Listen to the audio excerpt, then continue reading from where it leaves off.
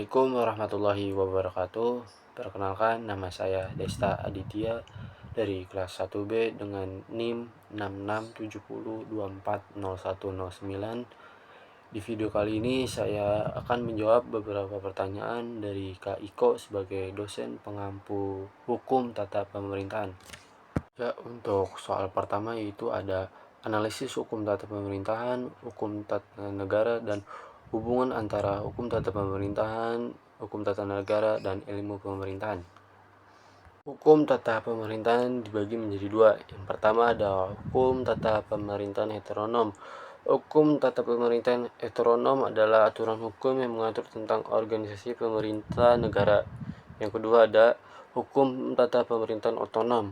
Hukum tata pemerintahan otonom adalah aturan hukum yang dibuat oleh aparat pemerintah yang sifatnya istimewa, baik aturan yang sifatnya sepihak maupun dua pihak, atau hukum yang dibuat oleh aparatur pemerintah ataupun administrasi negara. Hukum tata pemerintahan heteronom dalam kajiannya berada pada konteks tugas pemerintah berkaitan dengan akibat hukum yang ditimbulkannya, termasuk di dalamnya aspek hukum dalam kehidupan organisasi pemerintahan.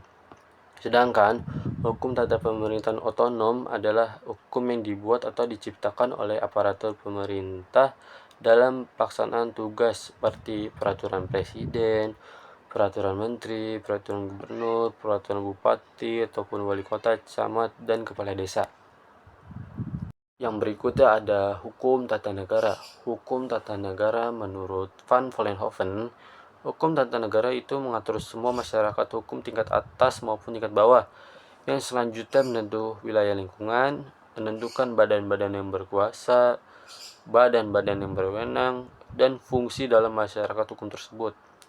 Adapun menurut Van der Pot mengemukakan bahwa hukum tata negara itu merupakan peraturan yang menentukan badan yang diperlukan beserta kewenangannya masing-masing, hubungan satu sama lain, serta hubungan individu negara dalam kegiatannya.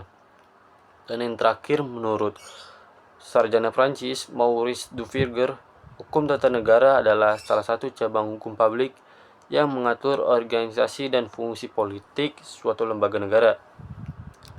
Maurice Duverger hanya memberikan penekanan pada aspek keorganisasian serta tugas dan kewenangan lembaga negara sebagai alat pelengkap negara.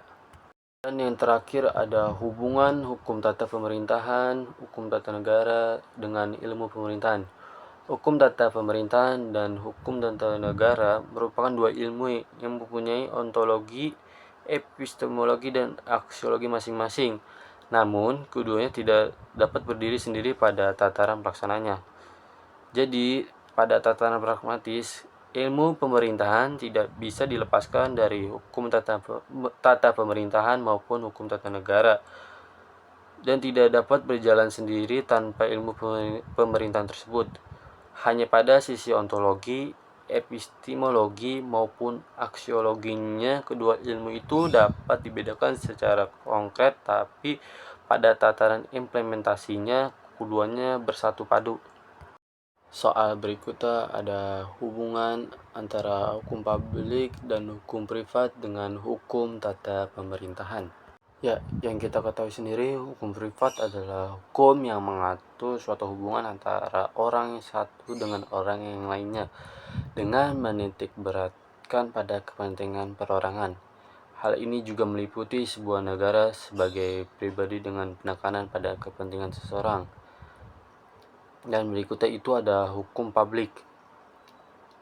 Hukum publik adalah hukum yang mengatur hubungan antara negara dengan alat-alat perlengkapan atau hubungan antara negara dengan warga negaranya. Jadi hubungan antara hukum tata pemerintahan dengan hukum publik dan privat yaitu hubungan kekuasaan antara negara pemerintahan pusat dengan bagian-bagian negara. Ya, itu. Dan soal yang terakhir ada analisis secara singkat hukum tata pemerintahan dan contoh aturan hukum yang ada di hukum tata pemerintahan. Hukum tata pemerintahan telah dikenal dan diajarkan di perguruan tinggi negeri di Indonesia sebelum tahun 1946 dengan istilah State and Administrative Rights sebagaimana pada Sekolah Tinggi Hukum di Jakarta.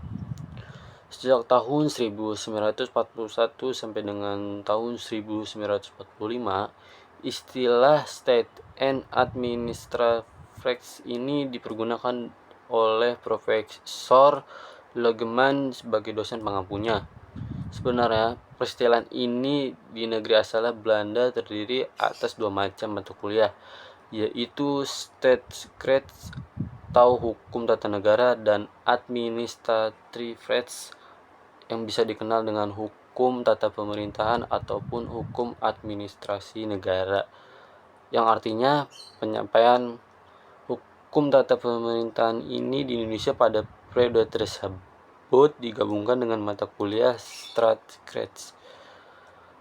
Baru pada tahun 1946, gabungan mata kuliah tersebut diselenggarakan secara terpisah dan kemudian keduanya secara resmi dipakai oleh Universitas Indonesia dengan menggunakan peristilahan hukum administrasi negara dan hukum tata pemerintahan. Dan yang terakhir ada contoh aturan dalam hukum tata pemerintahan. Yang pertama meliputi struktur negara seperti pembagian kekuasaan antara cabang eksekutif, legislatif, dan yudikatif. Dan berikutnya itu sistem pemerintahan seperti parlementer ataupun presidensial. Yang berikutnya peran dan wewenang kepala negara dan kepala pemerintahan. Yang berikutnya itu ada hak asasi manusia dan kebebasan sipil. Dan yang berikutnya lagi ada sistem pemilihan dan partai politik. Dan yang terakhir ada penyelesaian sengketa konstitusional. Hukum tata pemerintahan sendiri berfungsi sebagai landasan hukum untuk pemerintahan yang efektif, menjaga keseimbangan kekuasaan, melindungi hak-hak dan kebebasan individu, serta memastikan keadilan dalam pelaksanaan pemerintahan.